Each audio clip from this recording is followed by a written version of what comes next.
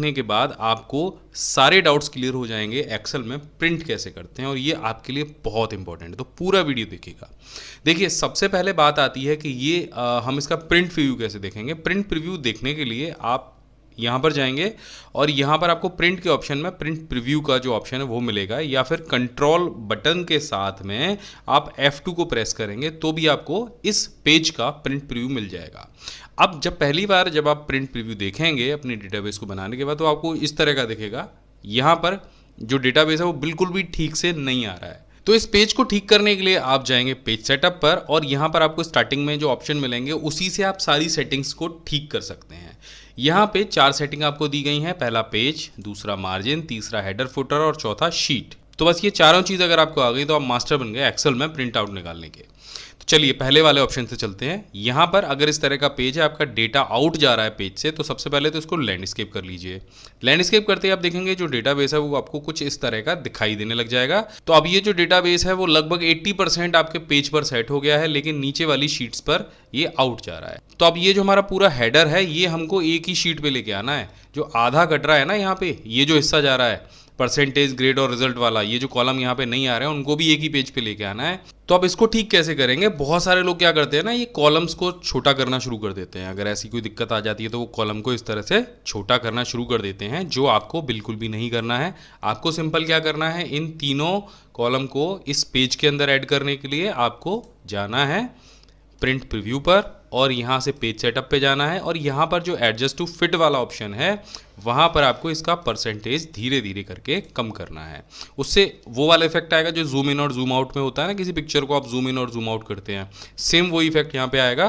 तो हम पहले 85% पर इसको सेट करके देखते हैं। देखिए कॉलम नंबर 17 तक इस पेज में ऐड हो चुका है। इसके बाद फिर पेज सेटअप पे जाते हैं, थोड़ा सा और कम करते हैं, 80 पे करके देखते हैं। तो यहाँ पर जैसे हमने इसको 80 पे सेट किया तो आप देखेंगे सारे जो कॉलम है 18 वो एक ही पेज पर सेट हो गए, और हमें कहीं भी किसी भी कॉलम को छोटा बड़ा करने की ज़रूरत नहीं पड़ी है। जो आपका डेटाबेस है वो बड़े आराम से 2 पेज में आ गया है। तो पहली चीज़ तो ये हो गई कि अगर आपका जो डेटा है वो ज़्यादा है आपके पेज से, आप बाहर निकला हुआ है, तो आप उसको कैसे एडजस्ट करेंगे। अब यहाँ पे तो ये हमने फिट कर लिया। अब इस ऑप्शन का क्या काम है, यानी फिट टू का क्या काम है। फिट टू क्या करता है, आपके सारे डेटा को आप अगर चाहें तो जो सारा डेटा है ना उसको केवल एक ही पेज पे सेट कर सकते हैं। सिंपल आपको करना ही है, फिट टू पे जाना है, 1 by 1 पेज को सेलेक्ट करना है और ओके कर देना है। तो आप देखिए आपको जितना भी बड़ा डेटा हो ना वो एक ही पेज पे सेट हो जाएगा। तो अगर आपको लगता है कि थोड़ा बहुत डेटा इधर उधर निकल रहा है, एक पेज से थोड़ा सा एक लाइन बाहर जा रही है, तो आपको खिसकाने की ज़रूरत नहीं है। आप उसको फिट टू कर दीजिए। एक पेज का जो डेटा है अगर 1-2 लाइन बाहर है तो बड़े आराम से आपके एक पेज पर आ जाएगी, लेकिन अगर ज़्यादा बड़ा है तो आप एडजस्ट वाले ऑप्शन को इस्तेमाल कीजिए। इससे आपका जो डेटा है वो बड़े आराम से आपके पेज पर सेट हो जाएगा। तो आशा करता हूँ कि इतनी चीज़ तो आप समझ गए होंगे कि इसे कैसे करते हैं। अब यहाँ पर देखिए ऊपर लिखा हुआ है MLV पब्लिक स्कूल, और नीचे ये जो हेडर है ये लिखा हुआ है। अब हम ये चाहते हैं कि ये जो हेडर है वो इस वाले पेज पे भी प्रिंट हो जाए और इस वाले पेज पे भी प्रिंट हो जाए, लेकिन हमें बार बार इसको कॉपी पेस्ट ना करना पड़े। आप बाहर निकलेंगे इससे, तो अब हमें जो भी रॉ रिपीट करनी है हर पेज पर उसको हम यहाँ से सेलेक्ट कर लेंगे। उसके बाद जाएंगे पेज लेआउट पे। पेज लेआउट में आपको यहाँ पर ऑप्शन मिलेगा प्रिंट टाइटल्स का, इस पर क्लिक करेंगे और यहाँ पर वही देखिए ऑप्शन आ गया पेज सेटअप वाला। अब यहाँ से आप इसको सेलेक्ट करेंगे, row to repeat at top को क्लिक किया हमने, ये दोनों हमने सेलेक्ट किया। इसको यहाँ पे दोबारा से क्लिक किया तो आप यहाँ पर देखेंगे दोनों जो रॉ हैं आपकी आ गई है, और इसको यहाँ से आप ओके कर दें। अब देखिए एक मैजिक होगा, आप दोबारा से अगर प्रिंट प्रीव्यू करेंगे तो आपको क्या दिखाई देगा, ये रॉ इस पेज पे भी आ गई है और ये इस पेज पे भी आ गई है, और आगे जो थोड़ा सा डेटा और खिसक गया आपका तो तीसरे पेज पर भी आपकी ये जो रॉ है वो आ गई है। देखिए ये देखिए तीनों पेजों पर ये रॉ आ रही है। लेकिन अब देखिए यहाँ पर एक गड़बड़ है कि इसके अलावा 2-3 पेज और ब्लैंक यहाँ पर आ गए हैं, 6 पेज टोटल ब्लैंक यहाँ पर आ रहे हैं। इस समस्या से कैसे बचा जाए। अगर बहुत सारे लोग ऐसे होते हैं जो इसके नीचे हमने कुछ लिख दिया, मानिए यहाँ पर हमने कुछ लिख दिया, तो अब ये भी प्रिंट में आ जाएगा। ये देखिए मैं दोबारा से आपको दिखा देता हूँ, ये भी प्रिंट में आ गया, लेकिन हमारा जो डेटा है केवल वही प्रिंट आउट निकले। उसके लिए भी आप एक चीज़ कर सकते हैं, सिंपल पूरे डेटा को इस तरह से सेलेक्ट कीजिए, जहाँ आपका डेटा एंड हो रहा है वहाँ पर जाइए और यहाँ पर आपको पेज लेआउट में ही ऑप्शन मिलेगा प्रिंट एरिया। प्रिंट एरिया में यहाँ पर आपको ऑप्शन मिलेगा सेट प्रिंट एरिया।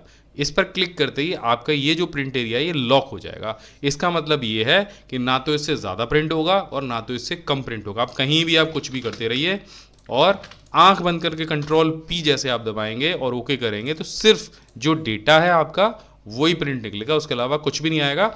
मैं आपको एक बार प्रीव्यू में दिखा देता हूँ। देखिए हमने इतनी सारी चीज़ें टाइप करी हैं लेकिन इसके अलावा कुछ भी प्रिंट नहीं होगा।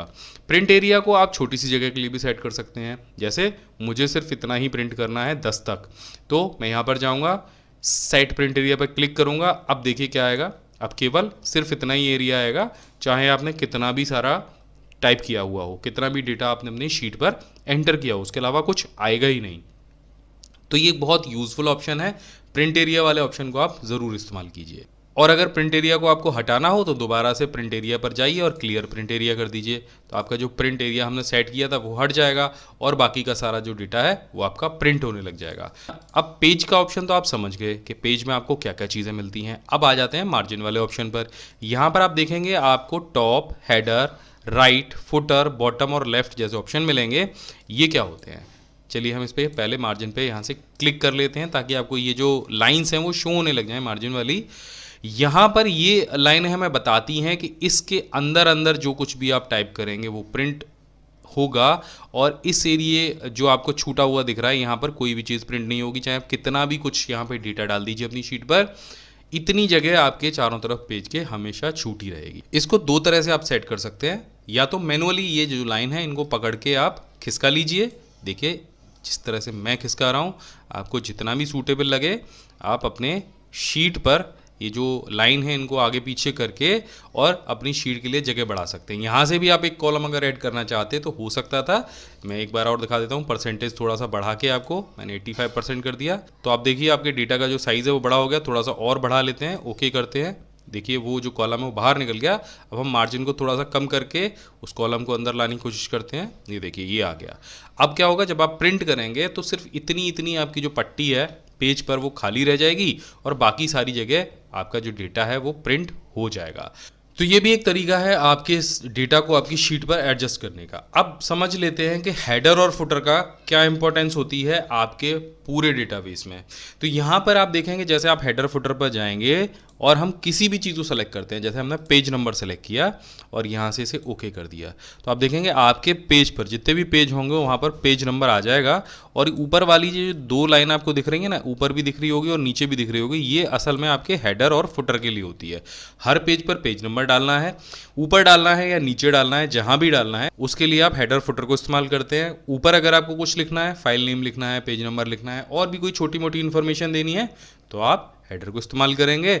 अगर नीचे आपको कोई छोटी मोटी इन्फॉर्मेशन देनी है तो आप फुटर को इस्तेमाल करेंगे। हेडर फुटर में आपको क्या फ़ायदा मिलता है वो भी मैं आपको दिखा देता हूँ। यहाँ पर आप देखेंगे, यहाँ पर जब आप हेडर या फुटर पे जाएंगे, चलिए हम फुटर लगाते हैं, मोस्टली मैं फुटर को ज़्यादा इस्तेमाल करता हूँ फाइल नेम वगैरह डालने के लिए। तो यहाँ पर आप देखेंगे पहले तो आपको यहाँ पर मिल जाएगा पेज 1, दूसरा आपको मिल जाएगा पेज 1 ऑफ कितने में, यानी जो भी आप प्रिंट आउट निकाल रहे हैं उस पर कितने पेज आगे रह गए हैं और कितने पेज पे आप चल रहे हैं। तो इसको जब आप ओके कर देते हैं तो देखिए हर पेज पर page 1 of 6, page 2 of 6, page 3 of 6, यानी 6 पेजों में से ये जो पेज है जो आप जिस पर हैं वो तीसरा है और इस पूरी फाइल में टोटल 6 पेज हैं। तो यहाँ पर ये जो ऑप्शन है वो मुझे बहुत अच्छा लगता है, खासतौर पे ये जो ऑप्शन है ये आपके फाइल के पाथ को बताता है, यानी वो फाइल आपके कंप्यूटर में कहाँ पे सेव है। ड्राइव डी में, वर्ड एक्सेल फाइल में, मार्कशीट के नाम से ये फाइल सेव है। अगर कभी मैंने इस फाइल का प्रिंट निकाल लिया लेकिन मैं भूल गया कि कंप्यूटर में ये कहाँ पर है, तो मुझे सिर्फ वो प्रिंट देखना है और ये फाइल मुझे मेरे कंप्यूटर में मिल जाएगी। तो बहुत आसान हो जाता है हेडर फुटर से प्रिंट आउट को ढूंढना या प्रिंट आउट निकालना। तो ये जो ऑप्शन है प्रिंट आउट के लिए बहुत ही बेस्ट ऑप्शन है, मैं हमेशा यूज़ करता हूँ इसको। अगले ऑप्शन पे आते हैं। यहाँ पर आपको शीट का जो ऑप्शन मिलता है उसमें मैंने आपको बता दिया प्रिंट एरिया क्या होता है, रॉ रिपीट टू टॉप क्या होता है। अब यहाँ पर एक ऑप्शन बचता है column to repeat at left.